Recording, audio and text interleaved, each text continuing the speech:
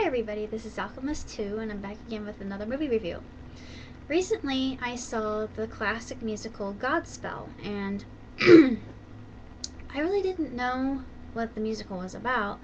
I had heard it had religious ties to it, but I had no idea that Prepare Ye the Way of the Lord was in it, and Day by Day. And I thought we've been singing these songs in my church for years, and I just had no clue. But those are a couple of the songs that are noticeable, and all the music that is involved in this rock opera. It's really, really emotional, and it's quite well done, and I liked all the songs that were in it. And I even cried in one scene. I'm not going to say what it is, but it was very touching to me, and it just turned on the waterworks for me.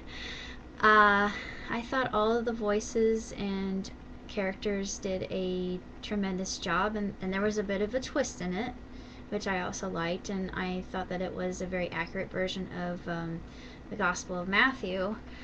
I like this so much better than Jesus Christ Superstar, even though I am a huge ALW fan. I'm very, very much into ALW, but that's Andrew Lloyd Webber, by the way. Sorry, I abbreviate things quite a bit, but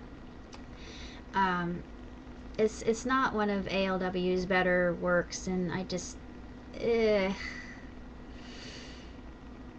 don't care for it. I like Joseph in the Technicolor Dreamcoat just because it's lighthearted, and the music is better, and it's just more fun filled. And but as far as musicals are concerned, Jesus Christ Superstar is not his best work. This is just my opinion. I think that ALW's finest work ever would have to be Phantom of the Opera, definitely. I absolutely love Phantom of the Opera. I've seen it twice in the theater. I wouldn't mind seeing it again, just because I adore the story, and I love the music. I have everything memorized, and it's outstanding. But I've never seen Godspell in a theater, and I probably would like to see it to see how they portray it. But like I said, all the dancing and the choreography and the costumes and the simplistic way that the Gospel of Matthew is presented, I thought were really unique and well done and thought provoking, and just it made me realize that being an intellectual, I overcomplicate my life extensively, and I need to stop that. So what I'm going to be doing in the future is just taking my life and looking at it objectively and saying, slow down, reassess the situation, and know that good or bad, whatever comes of it, it's probably a lot better than what you think it is, rather than just looking on the dark side of the horse, because I'm usually an optimist. But just having a more childlike approach to the world is probably for the best, and just makes life that much easier. But you have to take responsibility too, so there's a fine line. And it's complicated. I mean, we can't go around it. We have to face it at one point in time or another, and this musical helped me realize that, believe it or not. And I also thought it was very enlightening. And one of the dancers in particular, there was a black lady, and her movements were just so fluid and ballerina-esque that I was just completely captivated by her, and I thought that she was fantastic. She was just absolutely unbelievable. The other dancers seemed just as agile and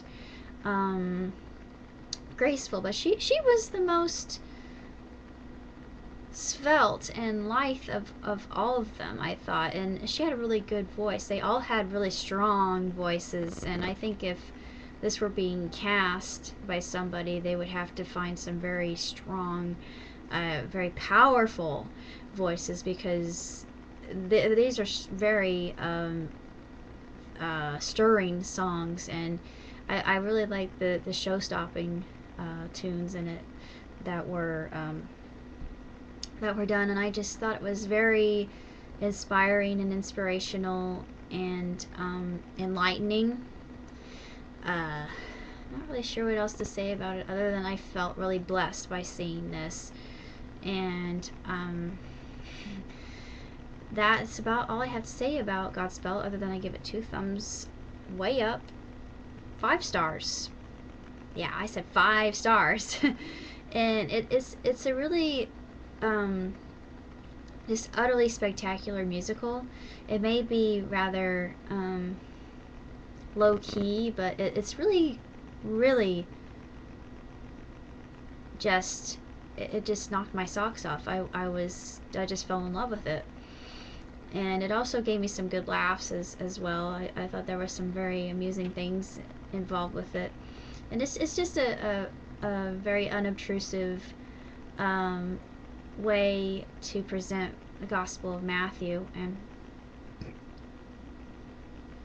I think anybody can enjoy it. I don't know if people that weren't Christian or faith related might not enjoy it so much, but I mean, even if they don't, the music is very, very entertaining and just absolutely stellar. It's really an astronomically phenomenal musical as far as that's concerned.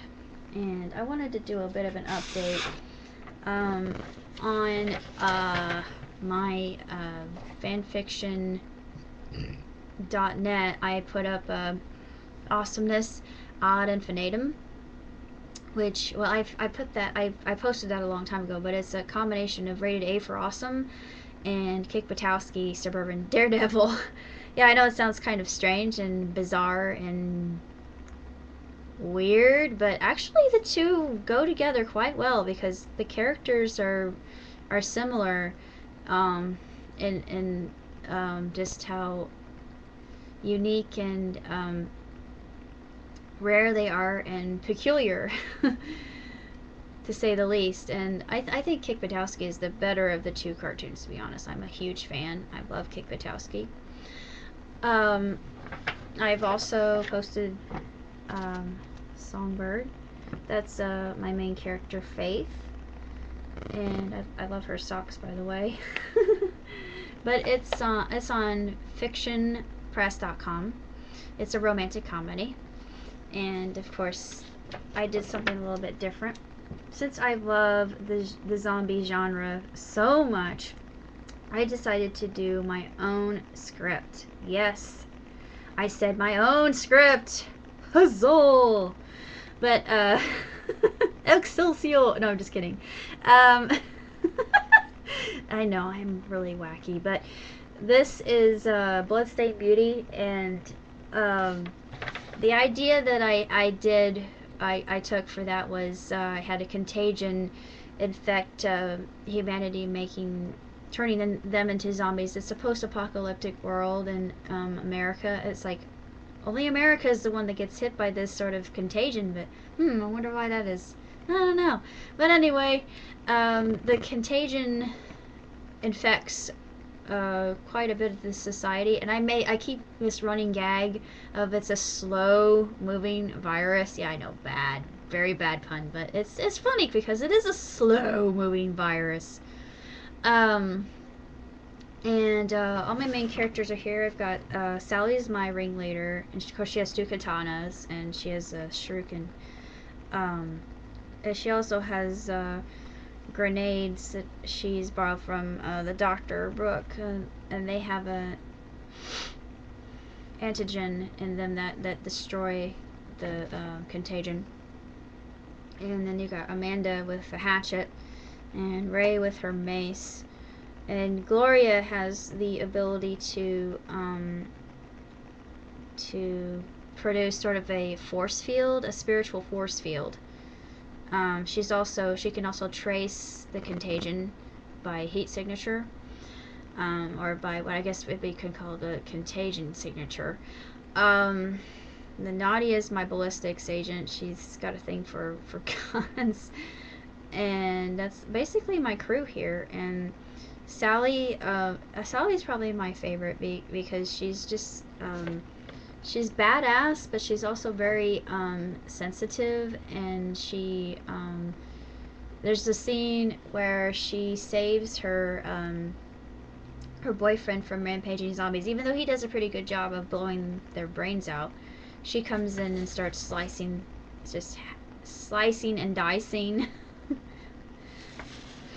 with her katanas, and he says, I'm the one that's supposed to be taking care of you. And it's a really touching scene, and I really had a lot of fun writing it. It was extremely enjoyable, and I got a lot of satisfaction out of writing it. And I'm now writing Paranormal Agency Inc., which is about a town called Macabre, Indiana, and it's kind of like Haunted Junction, if you've heard of that. There's just different people that have different abilities, or Yugen Kaisa, Phantom Quest Corps, or Yu Yu Hakusho. It's like that. Just think of Ghostbusters, but in a different way, and they actually solve paranormal mysteries and such. And let's see, I've got another story. It's called Terrible that I'm working on, and the idea, I think, was inspired by Evil Dead with the possessing evil spirit. And then the other one is like Pandora's Box, but it's called Beatbox of Doom, and yeah, that's gonna be a lot of fun to write. And I'm gonna do parody of Moves Like Jagger, holiday shop. Actually, the holiday shopping thing's not gonna be until Christmas. I'm gonna do a parody of Gallop, and Should Have Known Better. It's gonna be Turkey Tastes Better. And I'm an Otaku is gonna be parody of My Name is Luca, and Anime Can's gonna be a parody of Candyman Can.